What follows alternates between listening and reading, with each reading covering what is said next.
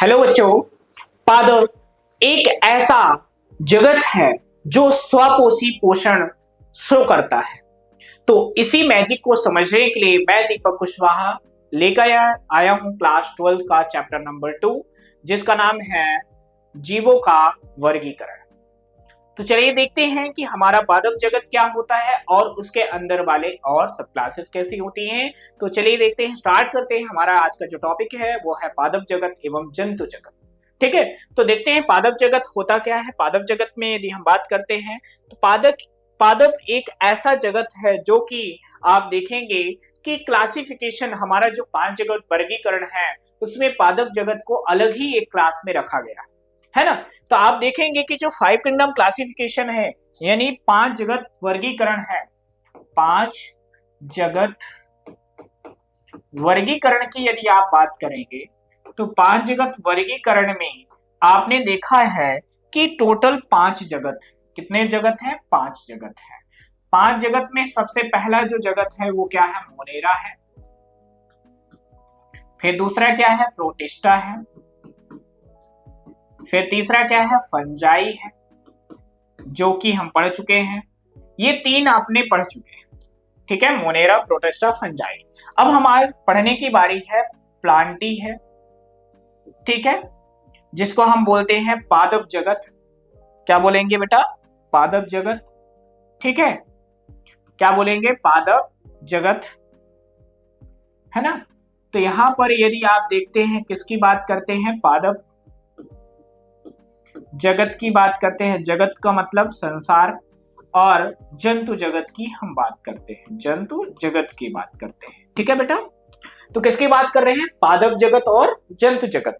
अब यहां पर यदि आप देखोगे कि पादप जगत क्या है और जंतु जगत क्या है, तो ये दोनों अपने आप में एक क्या है? साम्राज्य है। इनका दोनों का अपना अपना अलग अलग एक क्या है? दुनिया है। पादप जगत की दुनिया अलग है और जंतु जगत की दुनिया अलग है। कैसी अलग है? जैसे आपकी दुनिया अलग है, हमारी दुनिया अलग है, तो यहां पर इनकी भी दुनिया अलग है, पादप की दुनिया अलग है, जंतु की दुनिया अलग है। कैसे अलग है? तो देखेंगे कि जो पादप जगत है ना, ये स्वपोषी पोषण शो करता है। मतलब ये अपना भोजन खुद बनाता है, किसी और पे निर्भर नहीं है। ठीक है, ये किसी और का क्या नहीं कर सकता है? सहारा नहीं लेता है ना। क्यों? क्योंकि ये सेल्फ कैपेबल है, खुद में ये सक्षम है अपना खाना बनाने में, अपना फूड सिंथेसिस करने में ये खुद ही सक्षम है। किसी और की आवश्यकता नहीं, बट 4 चीजों की आवश्यकता है। इन 4 चीजों की आवश्यकता कौन कौन से ऐसे चीज? तो एक बेटा पानी है, एक क्या है? खाद्य पदार्थ है, यानी जिसको हम बोलते हैं रॉ मटेरियल में, और एक है सूर्य प्रकाश, और एक है क्या बेटा? एक क्या है? क्लोरोफिल। समझ में आया कि नहीं आया? तो इतनी चीजों की क्या है? इसको आवश्यकता है। इसके अलावा इसको किसी की आवश्यकता नहीं है। क्यों नहीं है? क्योंकि ये अपने पास पानी भी रखता है, जिसको पकाना है, जो बनाना है, वो रॉ मटेरियल भी रखता है। यानी यहाँ पर आप देखेंगे इसकी जगह में आप बोल सकते हो CO2। क्या बोल सकते हैं बेटा? CO2।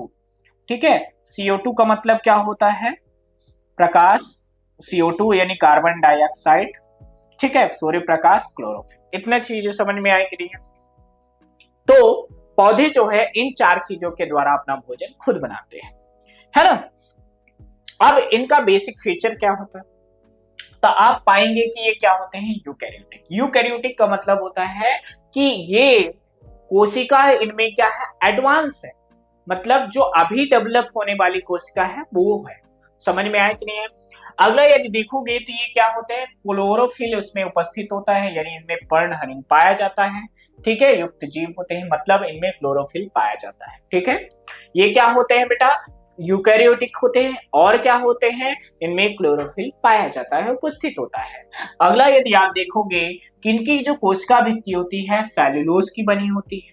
ठीक है, हरित लवक क्लोरोप्लास्ट भी पाया जाता है। ठीक है, ऊपर पढ़ चुके हो।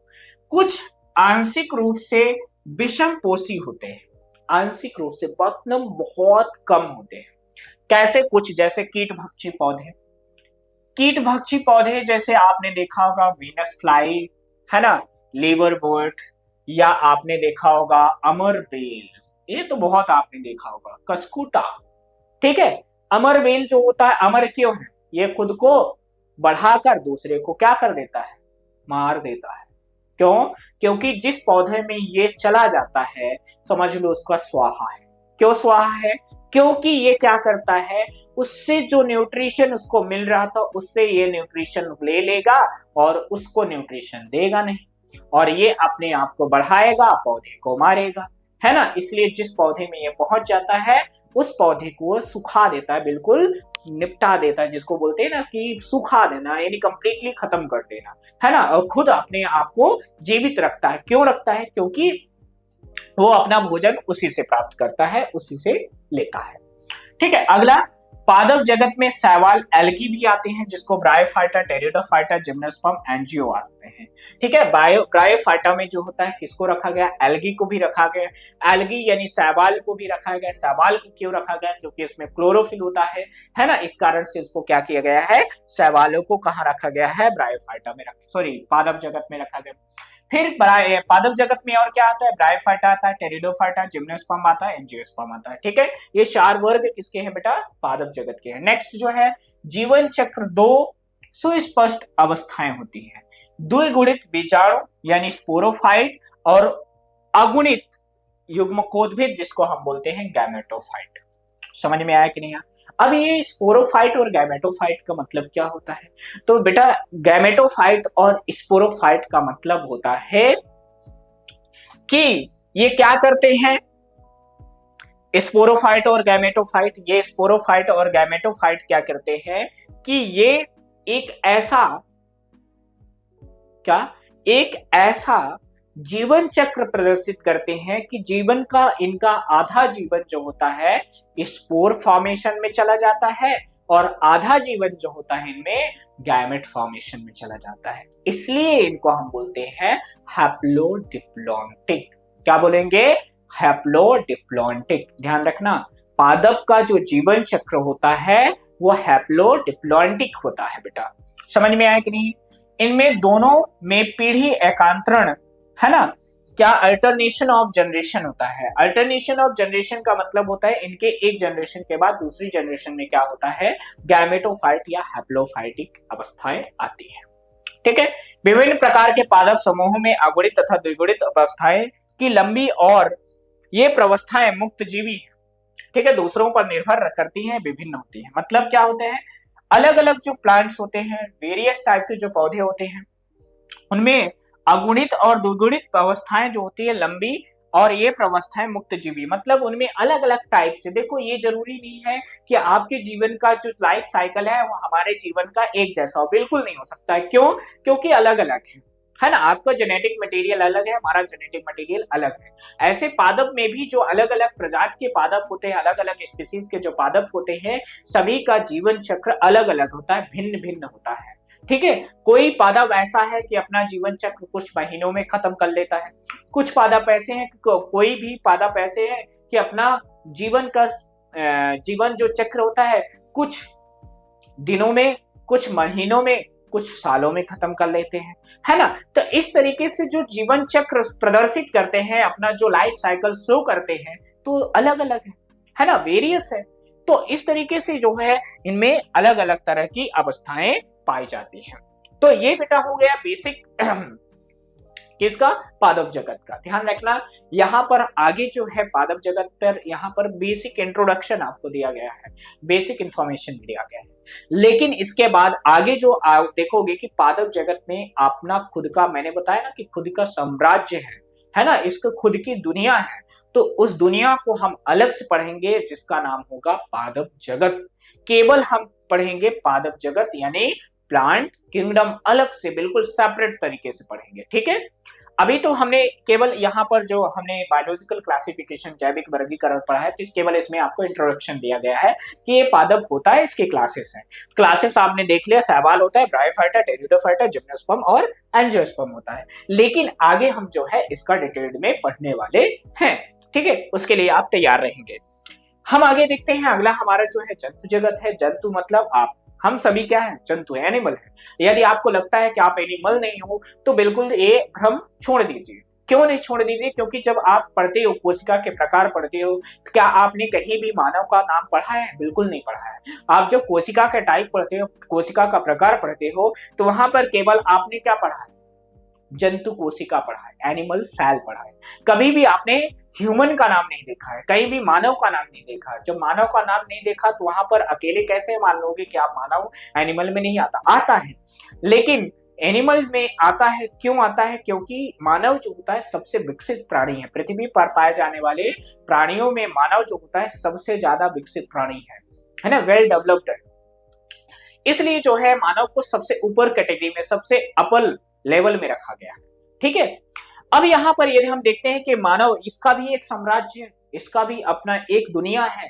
उस दुनिया को हम पढ़ेंगे एनिमल किंगडम के फॉर्म में। अभी इस चैप्टर में, इस टॉपिक में केवल इंट्रोडक्शन के फॉर्म में हम पढ़ रहे हैं। केवल इसको हम क्या बोलते हैं, ये बिल्कुल इंट्रोडक्शन है, जिसको हम बोलते हैं बेसिक जानकारी पढ़ रहे हैं अभी। इसके हम जो डिटेल्ड है, नेक्स्ट जो है इसका प्रॉपर अलग से चैप्टर पढ़ेंगे, जिसके लिए आप बिल्कुल फ्रेश माइंड के साथ आप पढ़ेंगे, है ना। बिल्कुल अलग सीन की दुनिया को हम पढ़ेंगे, है ना। अभी लेकिन एक हम देख लेते हैं कि इसके बेसिक कैरेक्टरिस्टिक्स, बेसिक लक्षण क्या क्या होते हैं।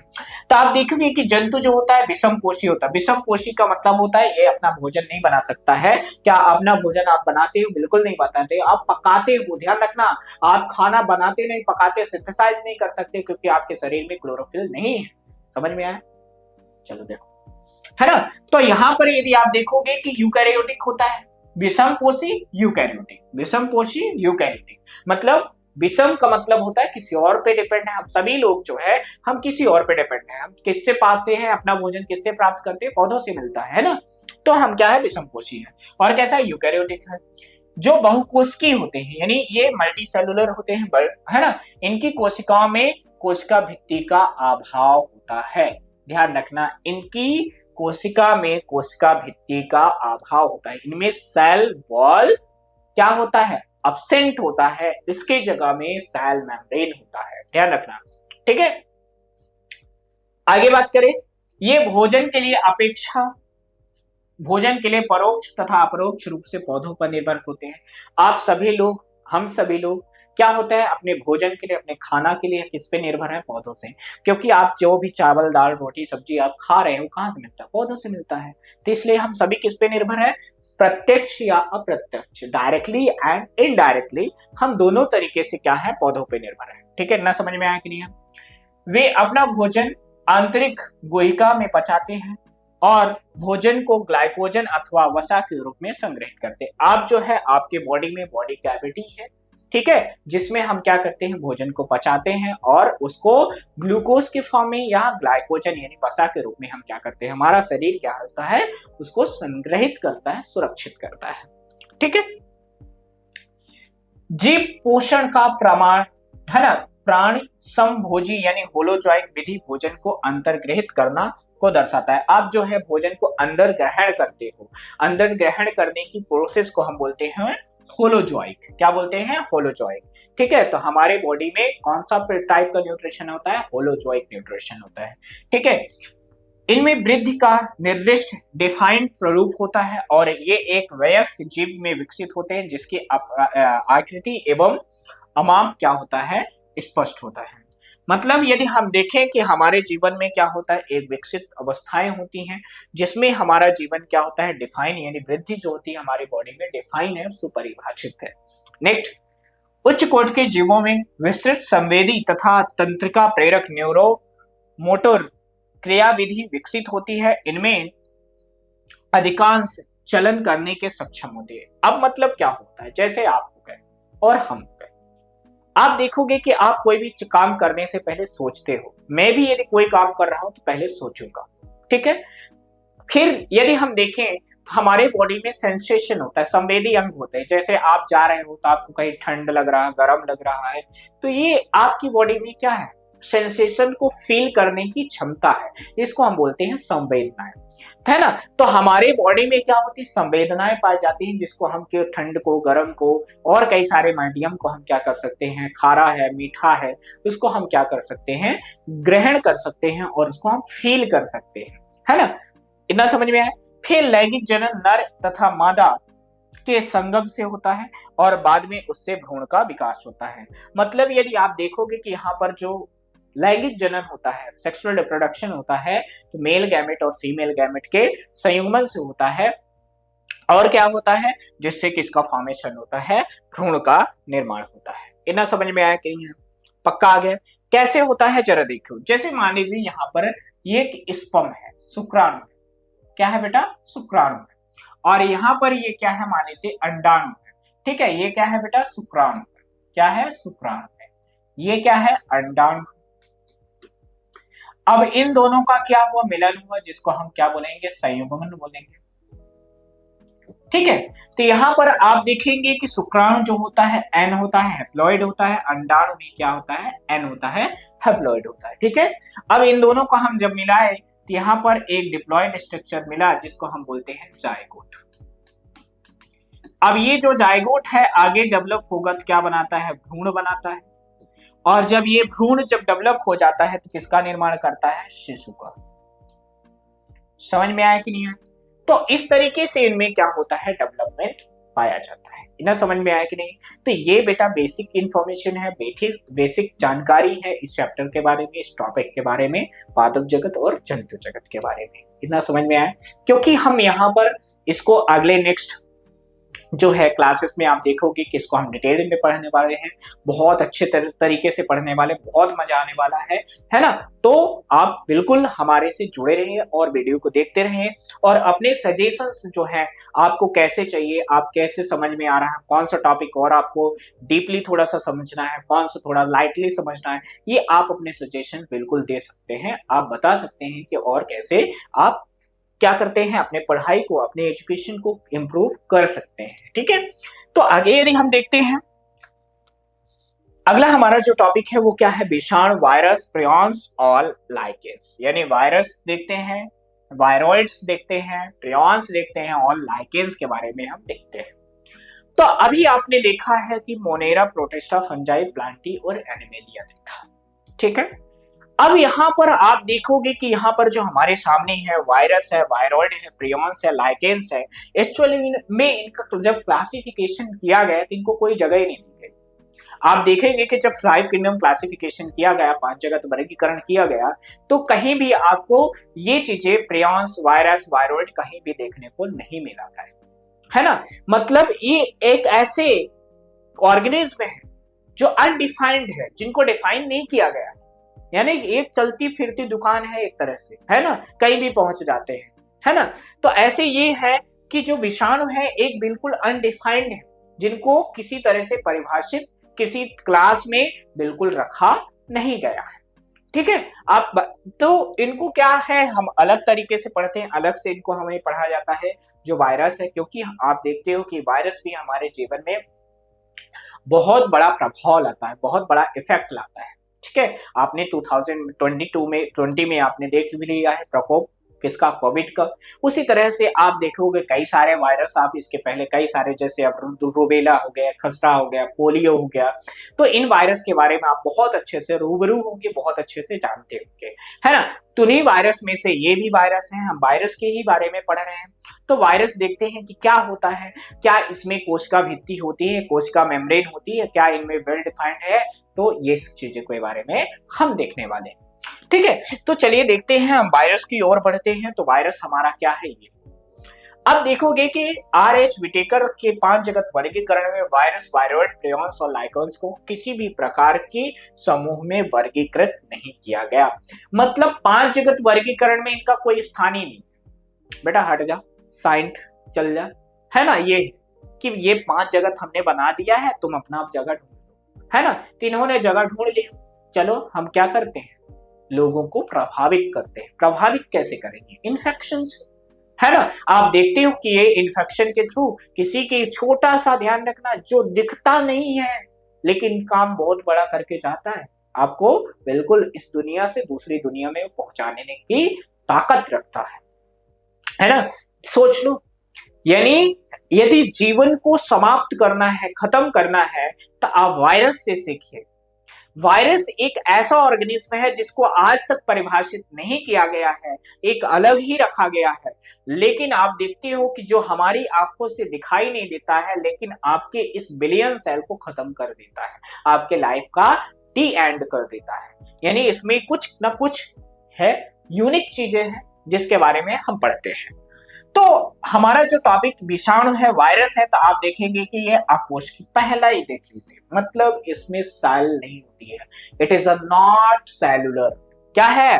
नॉन सेलुलर है, इसमें सेल किसी तरह की है, ठीक है। अगला, जिसकी संरचना सजीव कोशिका के बाहर रवेदार यानी क्रिस्टलाइन होती है। एक बार जब ये कोशिका को संक्रमित कर देता है तब ये होस्ट कोशिका की, है ना, मशीनरी का उपयोग अपनी प्राकृतिक यानी प्रतिकृति बनाने में करते हैं और पोषक को मार देते हैं।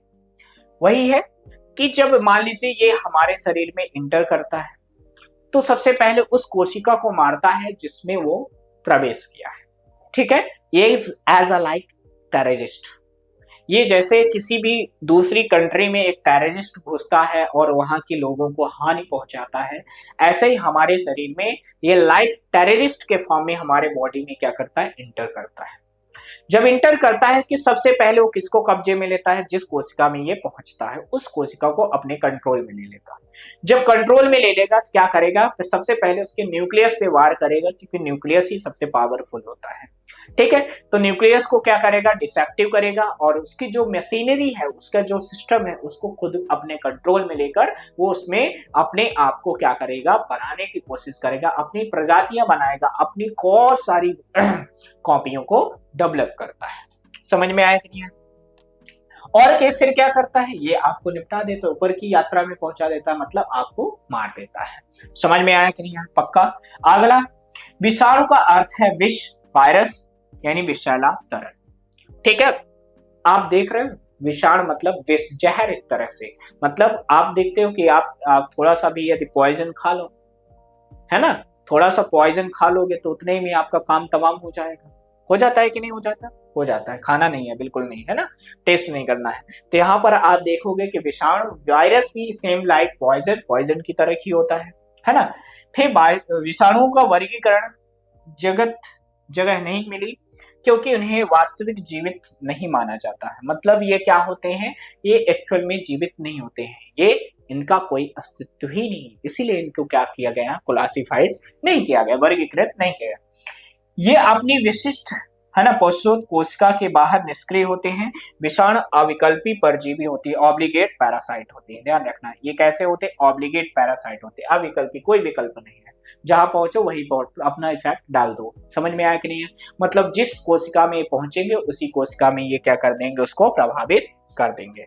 समझ में आया? अगला, जो विषाणु है उससे संबंधित कुछ डिस्कवरी है, कुछ लोग खोजा है इनको, कुछ साइंटिस्ट है जो विषाणु को क्या किया है, खोजने में अपना अपना योगदान प्रस्तुत किया है। कैसे किया है देखिए। द्विमिस्त्री इवानोवस्की ने 1992 यानी 1892 में तंबाकू के मोज़ेक वायरस रोग को, रोगाणुओं को, है ना, पहचान की। यानी सबसे पहले इवानोवस्की ने सबसे पहले किसमें देखा, तंबाकू में, है ना। तंबाकू यानी खैनी जो खाते हैं लोग, कई सारे लोग खाते हैं खैनी, है ना। तंबाकू में कौन सा, मोज़ेक रोग खाया।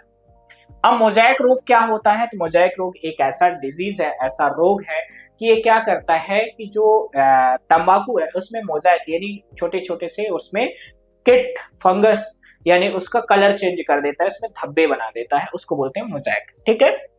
रोगाणुओं को पहचान की जिन्हें वायरस नाम दिया। इसका माप जीवाणु से भी छोटा पाया गया क्योंकि जीवाणु रोधी निस्यंदक जीवाणु प्रूफ फिल्टर में भी निकल सकते हैं। मतलब जो टीएमवी होता है, टोबैको मोज़ेक वायरस होता है, वो क्या करते हैं, जब इन्होंने छाना फिल्टर पेपर लगाया तो उससे भी ये क्या होते हैं, निकल गए। मतलब ये वायरस से भी क्या होते हैं, छोटे होते हैं। अगला दूसरे एक साइंटिस्ट हैं जिनका नाम है वेजेरेनिक, है ना। इन्होंने क्या किया, सन 1898 में पाया कि संक्रमित तंबाकू पौधे में अर्क, है ना, स्वस्थ तंबाकू के पौधे को भी संक्रमित करने के सक्षम होते हैं। मतलब ये एक से दूसरे में भी क्या कर सकते हैं, संक्रमित करते हैं। इन्होंने इस रस को तरल को, है ना, कंटेजिनियम वायरम, है ना, फ्लूइड को क्या किया, यूज किया, अर्थात संक्रामक जीवित तरल कहा। ठीक है। अगला यदि आप देखोगे कि एक दूसरे साइंटिस्ट है जिसका नाम है स्टैनली, इन्होंने बताया कि विषाणु क्रिस्टलकृत हो सकते हैं और इस क्रिस्टलकृत मुख्यतः प्रोटीन होता है। मतलब ये जो है स्टैनली ने बताया कि जो जीवाणु होते हैं, वायरस होते हैं, वो कैसे होते हैं, क्रिस्टलाइन होते हैं और वो किसके बने होते हैं, प्रोटीन के बने होते हैं। ठीक है, इतना समझ में आया कि नहीं? अगला विषाणु की संरचना यदि आप देखोगे तो विषाणु एक न्यूक्लियो प्रोटीन और इसके आनुवांशिक पदार्थ संक्रामक होते हैं। मतलब ये क्या होते हैं, न्यूक्लियो प्रोटीन का बना होता है और इनका आनुवांशिक पदार्थ क्या होता है बेटा, संक्रामक होता है। विषाणु में प्रोटीन का आवरण, है ना, पाया जाता है जिसे हम कैप्सिड कहते हैं और यह छोटी छोटी इकाइयों से मिलकर बना होता है जिसे हम कैप्सोमेयर कहते हैं। ये मिलकर बना होता है जिसे कैप्सोमेयर कहते हैं। कैप्सिड न्यूक्लियक अम्ल को सुरक्षित करता है, यानी जो कैप्सिड होता है वो किसको क्या करता है, जो नाभिकीय अम्ल होता है उसको सुरक्षित करता है ना। ये पेटिकांस कुंडलिनी में, है ना, हेलिकल तथा बहुफली ज्यामितीय रूप में लगे होते हैं। समझ में आया कि नहीं? जरा हम इसकी एक स्ट्रक्चर और झलक आपको दिखाते हैं। देखें इसमें क्या होता है, एक्चुअल में एक स्ट्रक्चर इस तरीके से होता है और इसमें क्या होता है, ये स्ट्रक्चर होता है जिसका नाम है जेनेटिक मटेरियल। जेनेटिक मटेरियल यानी जिसको हम शुद्ध बोलते हैं आनुवांशिक पदार्थ। क्या बोलते हैं, आनुवांशिक पदार्थ बोलते हैं। ठीक है। अब इसके अंदर क्या होता है, इस तरीके से छोटे छोटे से कैप्सिड होते हैं। क्या होते हैं बेटा, कैप्सिड होते हैं। ठीक है। यहां पर इस तरीके से इसमें क्या होता है, ऐसे यहां भी होता है।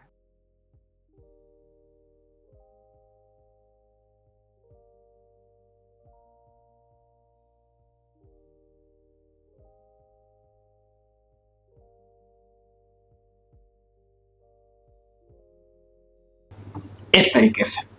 ठीक है। तो यहां पर ये क्या है, आनुवांशिक पदार्थ है। आनुवांशिक पदार्थ क्या होता है बेटा, आरएनए होता है। ठीक है, राइबोन्यूक्लिक एसिड। तो वायरस का जो आनुवांशिक पदार्थ होता है बेटा वो क्या होता है, आरएनए होता है। फिर इसमें इसकी एक इकाई को हम बोलते हैं कैप्सिड बोलते हैं। क्या बोलते हैं, कैप्सिड बोलते हैं। और इसके ग्रुप ऑफ कैप्सिड को हम बोलते हैं कैप्सोमियर। क्या बोलते हैं, कैप्सोमियर बोलते हैं। ठीक है। और ये कैप्सोमियर जो होते हैं ये बने होते हैं बेटा प्रोटीन के। किसके बने होते हैं बेटा, प्रोटीन के। इतना समझ में आया कि नहीं है? ध्यान रखना, इसकी एक इकाई को सिंगल इकाई को हम क्या बोलते हैं, कैप्सिड बोलते हैं। ठीक है। ग्रुप ऑफ कैप्सिड को हम क्या बोलते हैं, कैप्सोमेयर बोलते हैं। और ये जो कैप्सिड और कैप्सोमेयर होते हैं वो किसके बने होते हैं, प्रोटीन के बने होते हैं। इतना समझ में आया कि नहीं? ठीक है, उम्मीद करता हूं अच्छा समझ में आया होगा। ठीक है। आनुवांशिक पदार्थ क्या होता है, आरएनए व डीएनए हो सकता है। किसी भी विषाणु में आरएनए अथवा डीएनए दोनों नहीं होते, मतलब दोनों एक साथ नहीं हो सकते, केवल या कि डीएनए होगा या कि आरएनए होगा।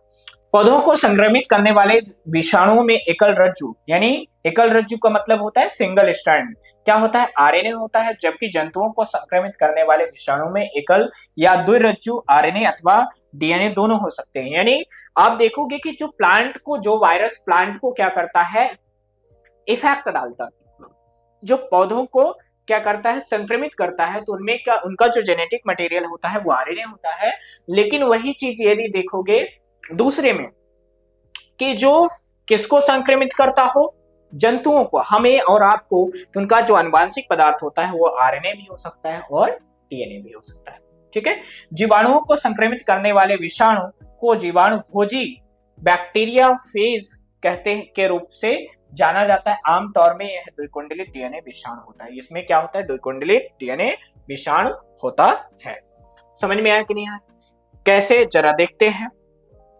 आप देखेंगे, पाएंगे कि बैक्टीरियोफेज का स्ट्रक्चर आप कुछ इस तरीके से देखेंगे।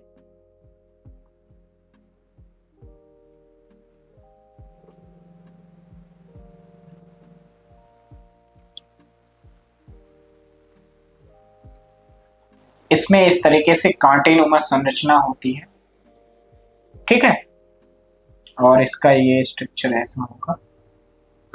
अब इसमें क्या होता है इस तरीके से, ठीक, तो ये क्या होता है, डीएनए होता है। ये है होता है हेड, यानी जिसको आप बोलते हैं सिर। ये क्या होता है, नेक, जिसको आप बोलते हैं गर्दन, ठीक है। ये क्या होता है, आधार, क्या होता है, आधार, ठीक है। अब इसमें इस तरीके से कांटेनुमा संरचनाएं निकली होती है, यहाँ पर कांटेनुमा संरचनाएं होती है। इनको हम बोलते हैं क्या, टेंट्रिकल, ठीक है। ये डीएनए है, ठीक है। ये क्या होता है, आधारीय, आधारीय प्लेट होता है।